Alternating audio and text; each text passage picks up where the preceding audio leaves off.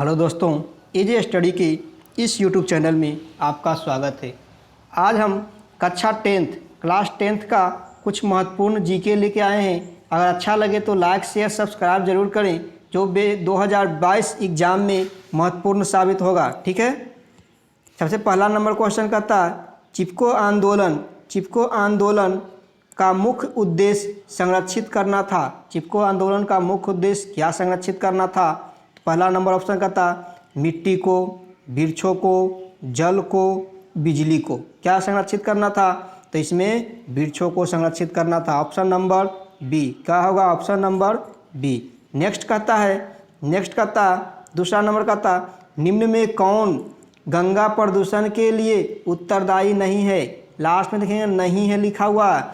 निम्न में कौन गंगा प्रदूषण के लिए उत्तरदायी नहीं है? सबसे पहला नंबर कहता ए नंबर में कहता है गंगा में मछली पालन। दूसरा कहता है गंगा में कपड़े को धोना। तीसरा कहता है गंगा में अध जल सब को बहाना। चौथा कहता है गंगा में रासायनिक अपशिष्ट उत्सर्जन करना।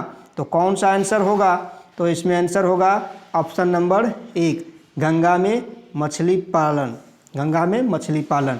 ठीक है, नेक्स्ट कहता है तीसरा कहता है सुरंगम किस राज्य की जल संग्रहालय व्यवस्था है?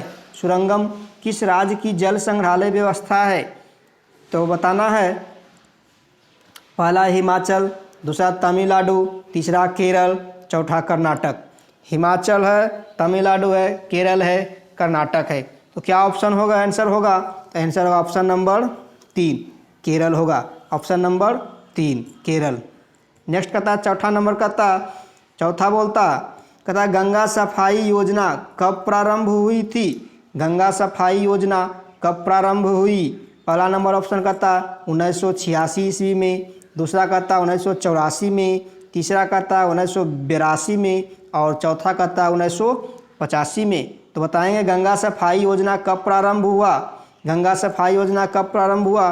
तो 1985 में। Option number D. Option number D.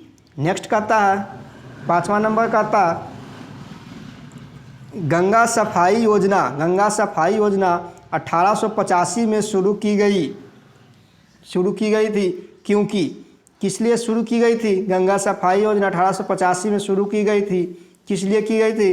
पहला नंबर ऑप्शन कहता है गंगा का जल सूखने लगा था। दूसरा कहता है गंगा के जल की गुणवत्ता बहुत कम हो गई थी। तीसरा कहता है गंगा का जल अति शुद्ध था। चौथा कहता है इनमें से कोई नहीं। क्वेश्चन था गंगा सफाई योजना 1985 में शुरू की गई थी, क्यों? तो इसमें कहता है ऑप्शन नंबर 2, गंगा के जल की गुणवत्ता बहुत कम हो गई थी। ठीक है, गुणवत्ता बहुत कम हो गई थी। नेक्स्ट कहता छठा नंबर कहता गंगा नदी का उद्गम स्थल कौन है? गंगा नदी का उद्गम स्थल कौन है? ठीक है, तो पहला में कहता बिहार, दूसरा में उत्तर प्रदेश, तीसरा में गंगोत्री, चौथा में इनमें से कोई नहीं। तो गंगा नदी का उद्गम स्थल कौन हो सकता है? गंगा नदी का उद्गम स्थल गंगोत्री होगा। Option number 3 Gangotri. नेक्स्ट कहता है सातवां नंबर में कहता है गंगा के प्रदूषण का कारण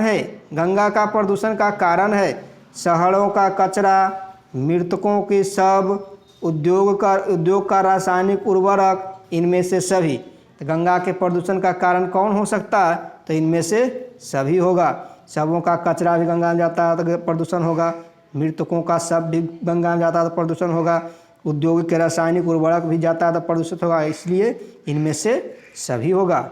नेक्स्ट कहता है आठवां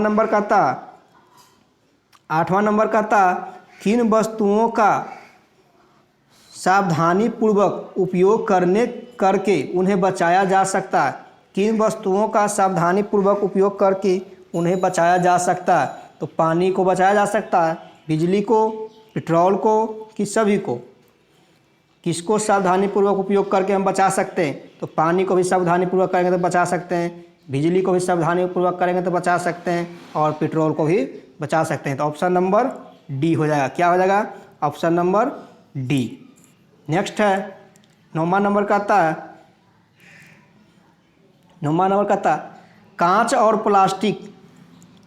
प्लास्टिक जैसी वस्तुओं को प्रदूषण से पर्यावरण को कैसे बचाया जा सकता है।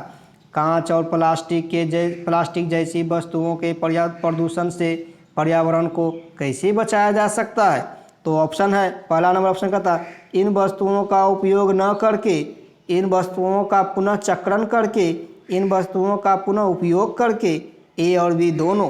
कौन आंसर होगा? नुम्मा का आंसर होगा ए और बी दोनों, option number D, option number D. तथा इन वस्तुओं का उपयोग न करके और इन वस्तुओं का पुनः चक्रण करके, ए और बी दोनों होगा। नेक्स्ट है 10वां नंबर कहता है जैव विविधता के विशिष्ट स्थल कौन है।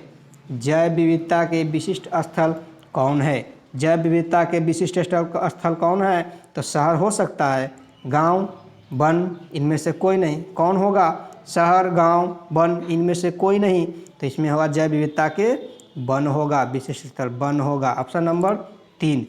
नेक्स्ट कहता है 11वां नंबर कहता है, 11वां नंबर कहता वन के निकट रहने वाले लोग वन पर किस लिए निर्भर रहते हैं। वन के निकट जो रहते हैं लोग वन पर किस लिए निर्भर रहते हैं? तो रहते हैं उन्हें ईंधन, लकड़ी प्राप्त होता है, वन उनके शिकार स्थल है, फल और पशुओं के चारा प्राप्त होता है, कि इसमें से सभी होगा।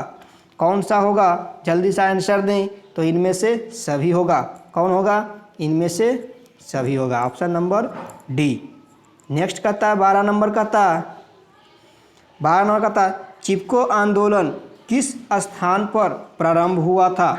चिपको आंदोलन किस स्थान पर प्रारंभ हुआ था। चिपको आंदोलन कहाँ प्रारंभ हुआ था? असम में, कि राजस्थान में, कि गढ़वाला के रेनी गांव में, कि इनमें से कोई नहीं। कहाँ हुआ था? तो गढ़वाला के रेनी गांव, option number 3, option number 3। Next कहता है 13 नंबर कहता है चिपको आंदोलन क्या था। चिपको आंदोलन क्या था। चिपको आंदोलन क्या था। पहला नंबर कहता 13 नंबर कहता चिपको आंदोलन क्या था। ऑप्शन नंबर पहला कहता सरकार की नीति थी, सरकार की नीति। दूसरा कहता उद्योगपतियों की नीति। तीसरा कहता वृक्षों को बचाने के लिए स्थानीय लोगों का प्रयास। चौथा कहता इनमें से सभी। चिपको आंदोलन क्या था? सरकार की नीति थी, कि उद्योगपतियों की नीति थी, कि वृक्षों को बचाने के लिए स्थानीय लोगों का प्रयास था, कि इनमें से सभी होगा। क्या होगा 13 नंबर का? 13 नंबर का सी होगा, वृक्षों को बचाने के लिए स्थानीय लोगों का प्रयास। क्या होगा? स्थानीय लोगों का प्रयास होगा।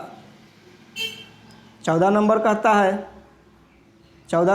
है हिमाचल प्रदेश में नहर सिंचाई की पुरानी प्रणाली क्या कहलाती है। हिमाचल प्रदेश में नहर सिंचाई की पुरानी प्रणाली क्या कहलाती है। तो पहला है बांध कहलाती है, कुआं कहलाती है, कुलह कहलाती है, इनमें से कोई नहीं कहलाती है। क्या कहलाती है? बांध कहलाती है, कुआं कहलाती है, कुलह कहलाती है, इनमें से कोई नहीं। तो क्या होगा 14 का आंसर क्या होगा? कुलह, ऑप्शन नंबर सी, कुलह कहलाती है, ऑप्शन नंबर सी। नेक्स्ट है 15 नंबर देखेंगे। 15 नंबर का बांध का उपयोग होता है। बांध का उपयोग होता है कहाँ होता है? ऑप्शन कहता उद्योग में। दूसरा कहता सिंचाई एवं बिजली उत्पादन में। तीसरा कहता स्कूल व कॉलेज में। चौथा कहता उपयुक्त में से सभी में। बांध का उपयोग कहाँ होता है? तो ऑप्शन नंबर बी, सिंचाई और बिजली उत्पादन में। कहाँ होता है? सिंचाई और बिजली उत्पादन में। नेक्स्ट कहता 16 नंबर कहता जल संभव प्रबंधन के क्या लाभ है। जल संभव प्रबंधन का क्या लाभ है? क्या लाभ है? पहला नंबर ऑप्शन कहता भूमि एवं जल के प्राथमिक स्तरों का विकास। दूसरा कहता पौधे एवं जंतुओं का संरक्षण। तीसरा कहता सूखे और बाढ़ की समस्या का हल करना। चौथा कहता इनमें से सभी। तो जल संभरण का प्रबंधन के क्या लाभ है? 16 नंबर का था। 16 का आंसर होगा उपयुक्त में से सभी, ऑप्शन नंबर डी, उपयुक्त में से सभी। नेक्स्ट कहता है 17 नंबर कहता है, 17 नंबर कहता है कार्बन डाइऑक्साइड एक गैस है। सही बात है, कार्बन डाइऑक्साइड एक गैस है। कौन सा गैस है ये बताना है। तो रेड हाउस गैस है, ग्रीन हाउस गैस है, ब्लू हाउस गैस है, ब्लैक हाउस गैस है। कौन हाउस गैस है कार्बन डाइऑक्साइड? तो ग्रीन हाउस गैस है। कौन house gas? Green house gas, option number B. Next कहता है 18 नंबर कहता है, 18 नंबर कहता है ऊर्जा के किन स्रोतों की भविष्य में समाप्त हो जाने की संभावना है? भविष्य में ऊर्जा समाप्त हो जाएगा। कौन हो सकता है? सूर्य होगा? नहीं। सूर्य होगा, पेड़ पौधे होंगे, कोयला पेट्रोल होगा, इनमें से कोई नहीं। कौन हो सकता है? तो ऑप्शन नंबर सी होगा, कोयला और पेट्रोल दोनों को भविष्य में समाप्त होने की संभावना है, कोयला और पेट्रोल। नेक्स्ट कहता 19 नंबर कहता, 19 नंबर कहता कोयला एवं पेट्रोल के दहन से कौन सी विषैली गैस प्राप्त होती है? कोयला एवं पेट्रोल के दहन से कौन सी विषैली गैस प्राप्त होती है? तो कहता कार्बन मोनोऑक्साइड, दूसरा कहता है कार्बन डाइऑक्साइड, तीसरा कहता है ऑक्सीजन, चौथा कहता है इनमें से कोई नहीं। कार्बन एवं पेट्रोल के दहन से कौन सी गैस विषैली गैस प्राप्त होती है? तो इनमें से कोई नहीं। कौन सी होती है? इनमें से कोई नहीं होती है। नेक्स्ट कहता है 20 नंबर और लास्ट है वायुमंडल। वायुमंडल में कार्बन डाइऑक्साइड की मात्रा अत्यधिक मात्रा से उत्पन्न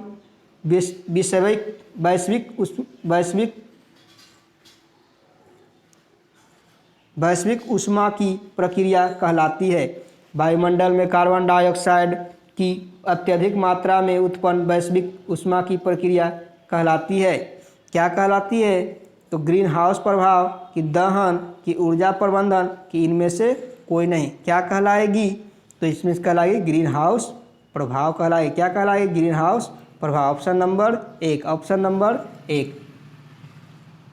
ठीक है, तो तब तक एजी स्टडी में बने रहें। अच्छा लगे तो लाइक शेयर सब्सक्राइब करें और फिर नेक्स्ट दिन अगला जी के आएगा।